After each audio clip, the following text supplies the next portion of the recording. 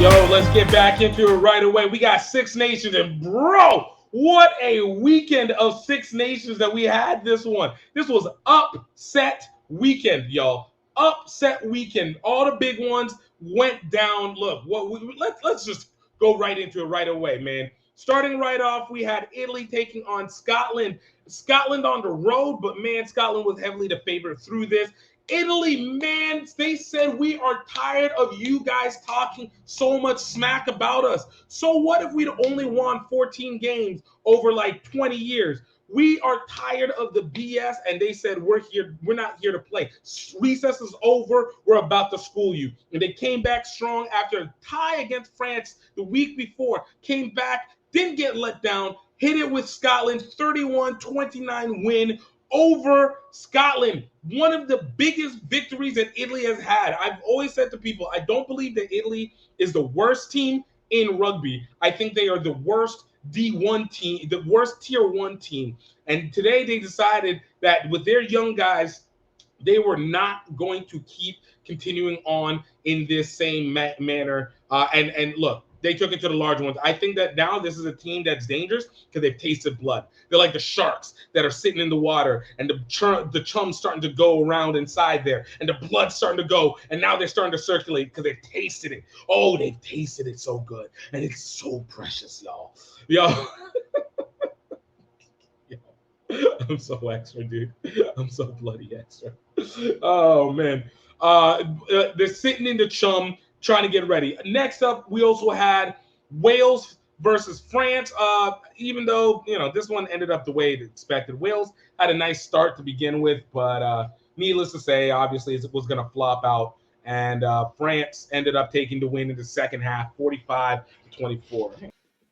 Yo, and of course, we had probably the biggest, not the biggest upset, but the biggest game, which was England taking on Ireland. Oh, man, this was one hell of a game that went down. England ended up winning this one 23-22. Man, this was the first time I think England has ever played like a Southern team. Like, they came out so strong. They came out so powerful. Like, they smacked Ireland in the mouth. Like, this was not a game that they were sitting back and afraid of Ireland scoring. No, they said we're going to throw our bodies. I've told people this. I don't think I've ever seen Maro Itoje throw his body like that. Man, I'm looking at like Ollie Lawrence, the number 12, just smashing through that Irish line. Like, Ireland was on their heels the entire game. I know the score is close, but the gameplay was not as close as the score was. Honestly, if it wasn't for missed kicks probably by George Ford, it probably would have been a much closer game than it would have been a much further game than the score let on. But of course, that's just part of it, not to take away. Obviously, it was a tough game for him. Shout out to Marcus Smith, who was able to get that last penalty kick to take it over the top, as opposed to, as I think on X, Joe Marler said, yo, if you would have just given it to me, I would have smashed it in. Probably wouldn't have. You probably would wasted time and caused a turnover.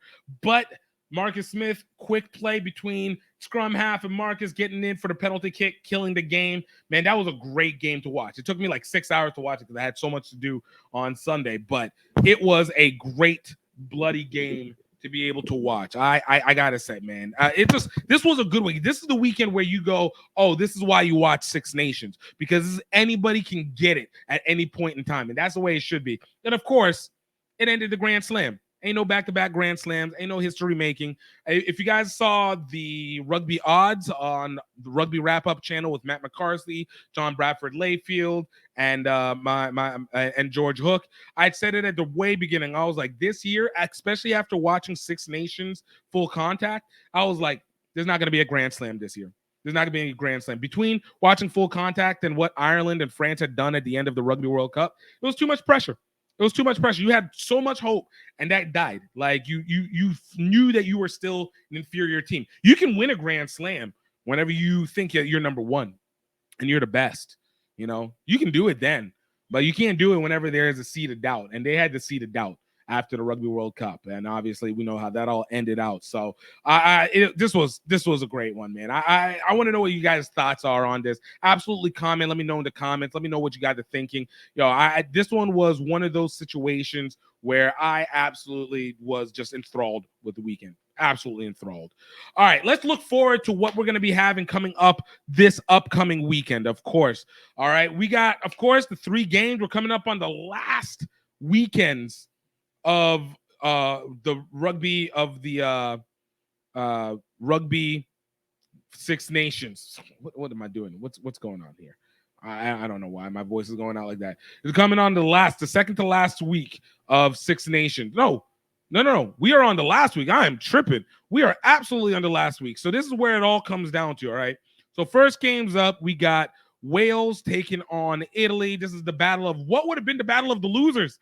But France is the one that's at the bottom right now. Like, that's the wildest part. Italy is sitting in fourth place. In fourth place. Wild.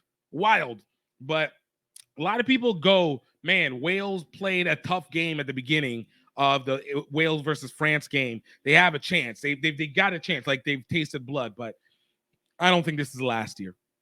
I think last year, Wales had the chance, and they took it, and they got it. This Italy team is out for vengeance. It was a new coaching staff, leadership improved, pack improved. The back line is top notch as it could go. They're seeing the results of their really great U20 squad now starting to turn over there.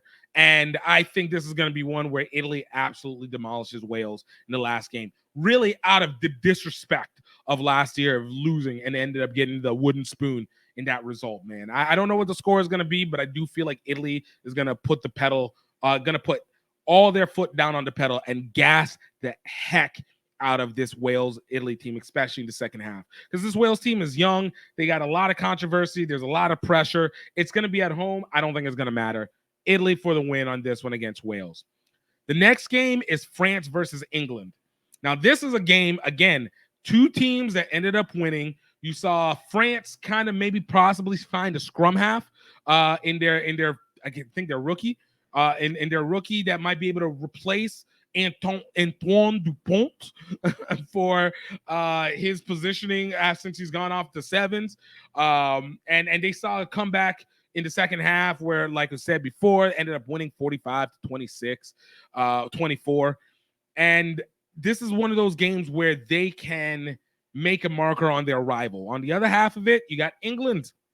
England has been mid for almost the majority of this tournament. I mean, they played Wales close, disrespectfully. They played Italy close, which now doesn't seem as bad, seeing what Italy has been able to do. And then they obviously lost the Calcutta Cut to Scotland.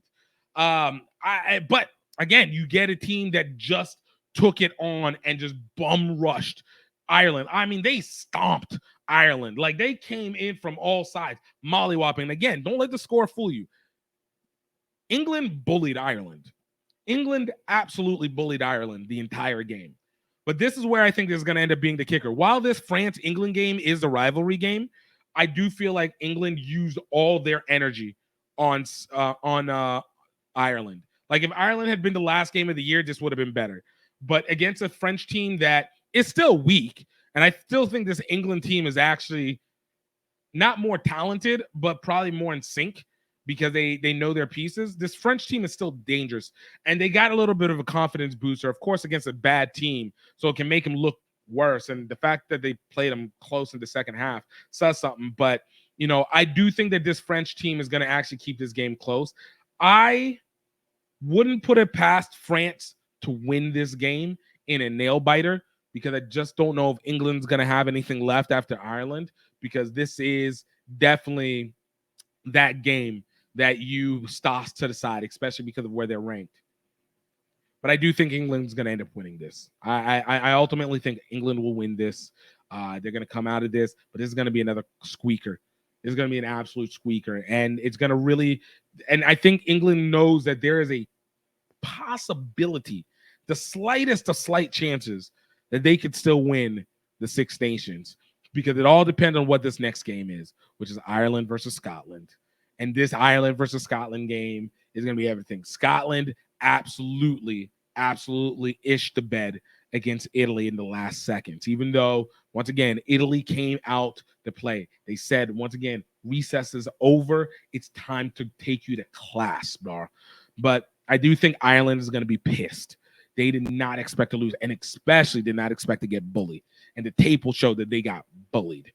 Scotland has, I think, a mental break. Like, for whatever reason, they just can't get over the top. And I think this Ireland team is going to intimidate them. Look at Ireland to win this one, win the Six Nations. No Grand Slam back-to-backs, but they're going to end up winning the Six Nations because Scotland, even though Finn Russell's going to play lights out, is going to find a way to let their consistent losing against Ireland as of recently play into their heads. And I think ultimately that's going to be the biggest folly of it all. So let me know what you guys think about this. Let me know where you guys stand. You know, obviously, you know, I got an opinion.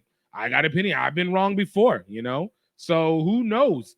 But I want to know where you guys thought. You can hit me up in the comments on now, or obviously later on, either in the comments, or you can message me on whatever social media that you guys choose to use. You know. Anybody say I can't, I say I ain't convinced.